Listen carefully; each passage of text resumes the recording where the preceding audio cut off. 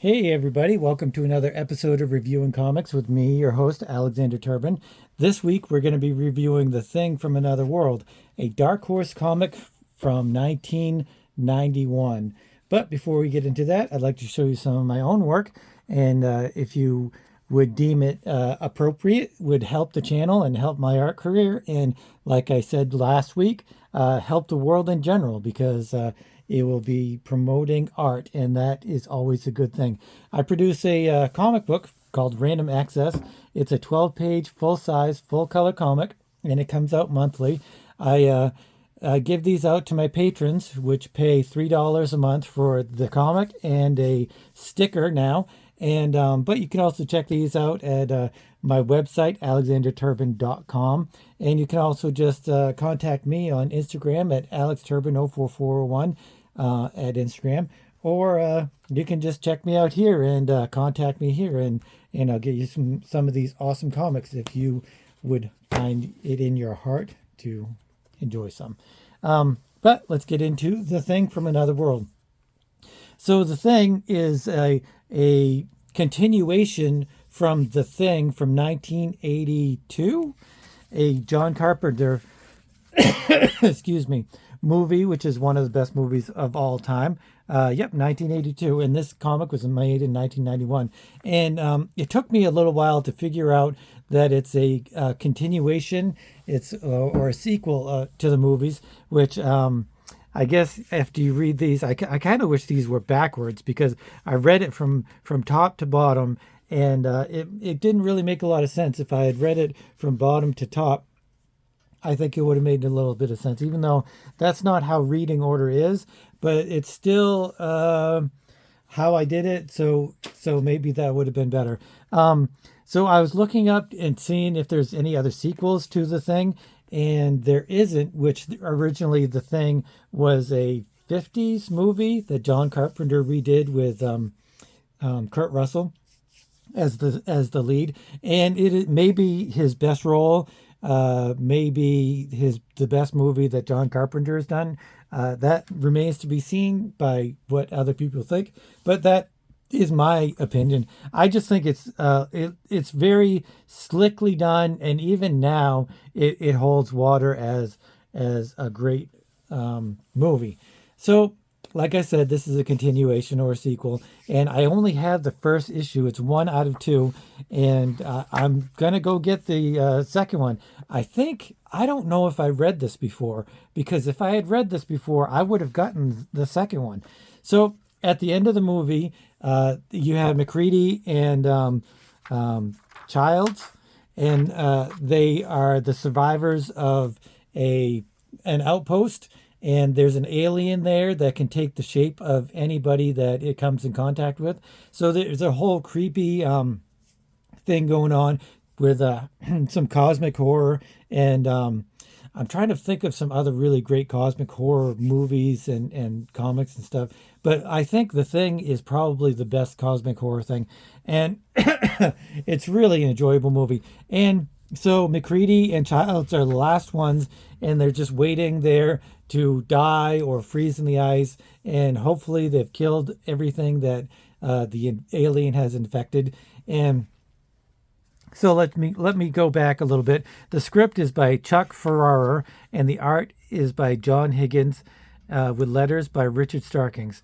And it's a Dark Horse comic, which Dark Horse has always produced some really good stuff, but this is in particularly really good. I haven't read all of the Alien stuff, but some of it's a little cheesy, I think, especially like the Batman versus Predators and stuff like that. Let me know if you guys think differently. I have some Alien Predators, Aliens and Predators and stuff like that. Let me know if you'd like me to review those as well. This is a little different from what I usually do, because I kind of am a black and white older stuff, but 1991, that's pretty far back, and I really love the painted book. I would almost think that this is an innovation comic. But obviously Dark Horse at the time had the movie rights to it, or the comic rights to the movies and stuff. They went after a bunch of that stuff and then lost it recently. So it starts right basically from when the movie ended. And like I said, McCready and who is Kurt Russell and Childs, I don't know the actor's name for that, are there. And I guess McCready is the only one that is found by a whaling vessel. They bring him to their ship and they sedate him or give him nutrients and water and stuff because he's probably been freezing. But I guess he doesn't have any problems with his exposure to the cold. So he kind of goes crazy when he wakes up and he's like, you got to kill everybody. You got to stop the thing, all that kind of stuff. And so that's kind of cool. But then they sedate him and he wakes up and he kind of escapes from his bonds using a knife and stuff. And he tests his blood because that's a big deal in the movie, is testing their blood with a blowtorch or something like that, because every little bit of blood has a reactive element that it wants to protect itself. So even a little bit of blood will react if it's being threatened. So he does that with his own blood and he finds out that he's not infected. But I assume that if you're infected that you would know, because you wouldn't be in your right mind. Maybe you don't know what you're doing. But anyway, he goes and he wants to get out of there and find Childs, because Childs is gone and he thinks that Childs is infected by the alien. So he gets a helicopter that's on the whaling ship and he takes off and goes back to the outpost that they were at, and he crashes because he doesn't have enough gas.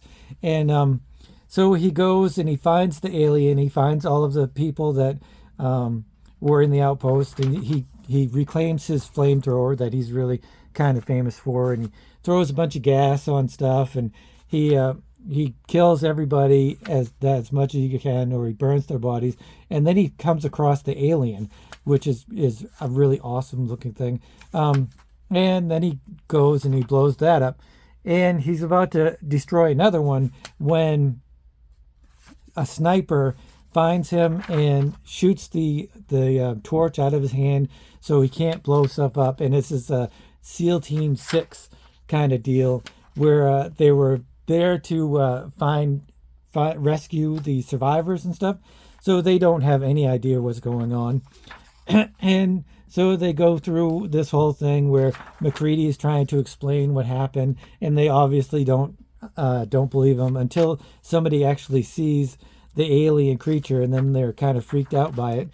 And then somebody, they're still going along, and they've got the helicopter en route to rescue them, when one of the guys was actually infected by the alien monster, and he starts shooting the other SEAL Team 6s, which doesn't really make a lot of sense, because you would think the alien would bide his time and hide, because if that's your self-defense mechanism, is looking like your prey, then you don't want to act or react until you're in safety and out of this cold, which is going to do you harm. But anyway, he shoots the other SEAL Team 6ers, and he blows up the helicopter, shoots the pilot, and it crashes.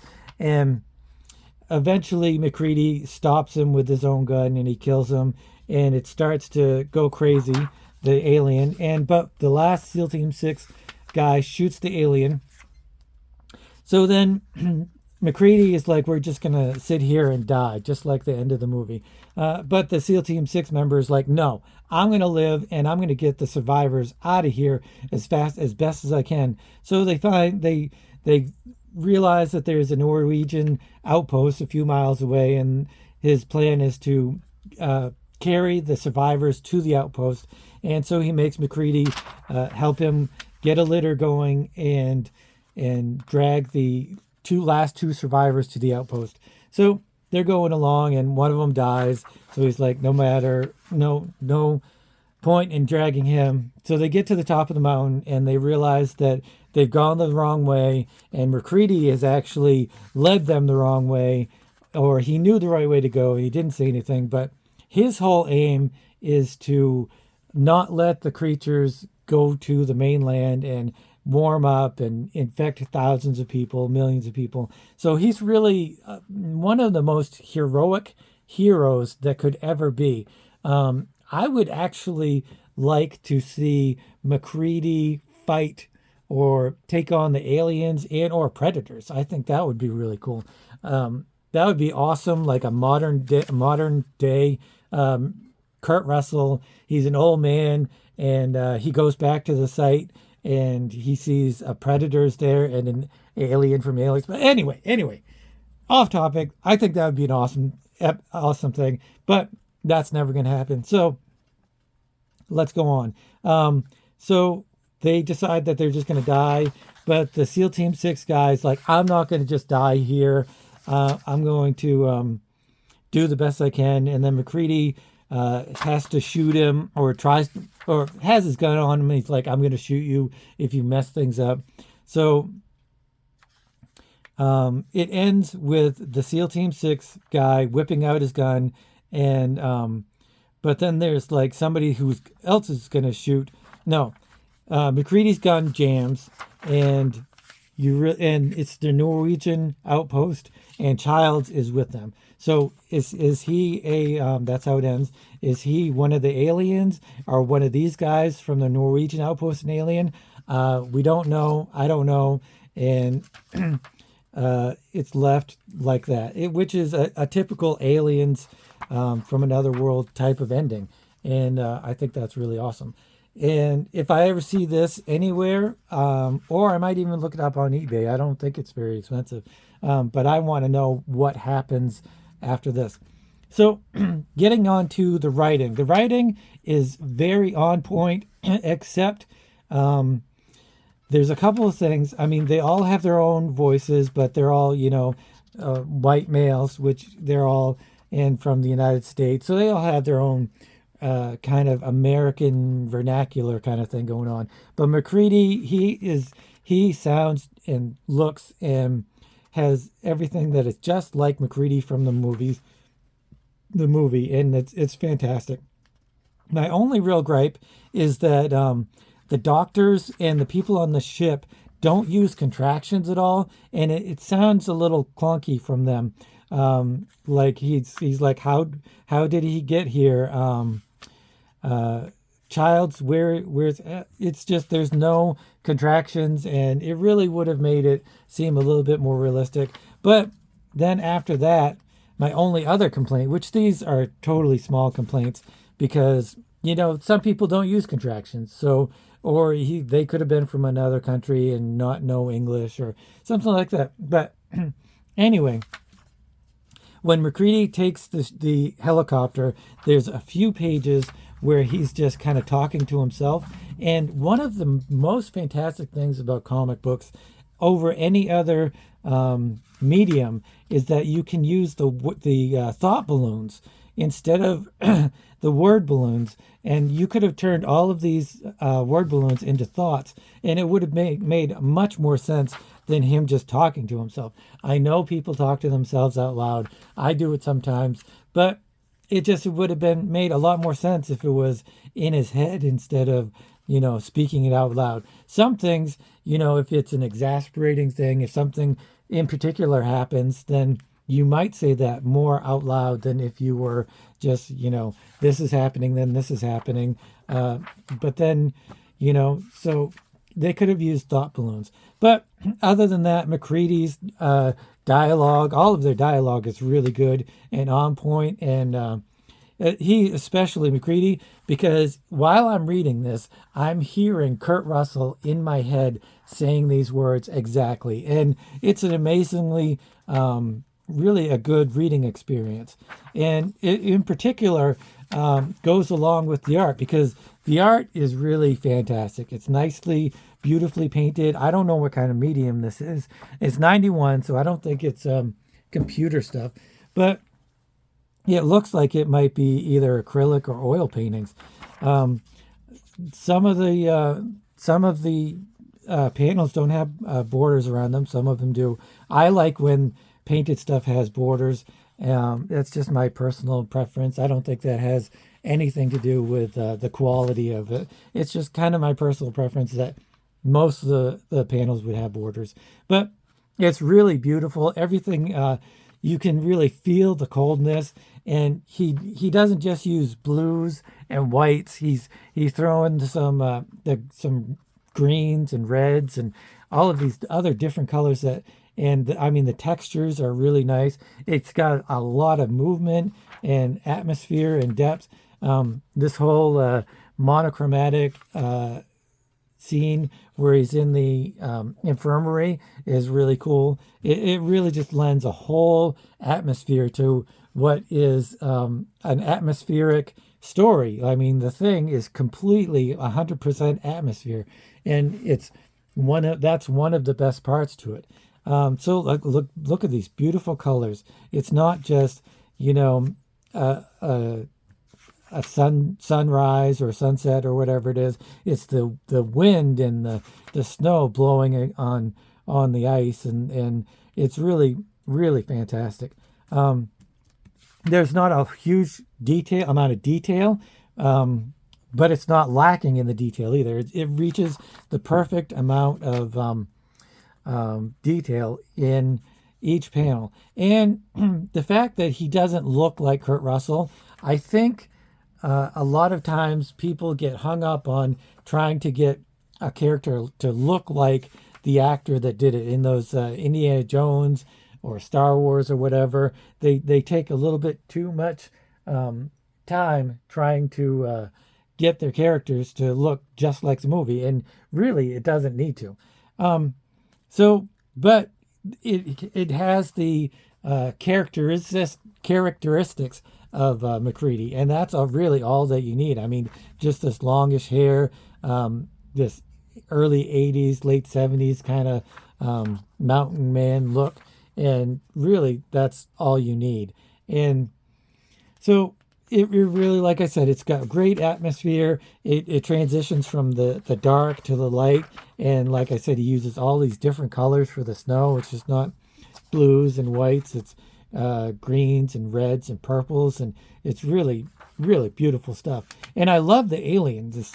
The alien is fantastic. I kind of wish there was a little bit more. I'm thinking maybe some of the scenes might have been taken from the movie. Like this looks like it might have been taken from the movie, but it might not have. I'm going to have to rewatch the movie again because it really is one of my favorites. It's not one that like I bought on DVD or something like that, but it's something that if I see it on like Netflix, I might throw it on. If I'm cruising through the channels on my TV, I might I'll definitely give it a watch for however long.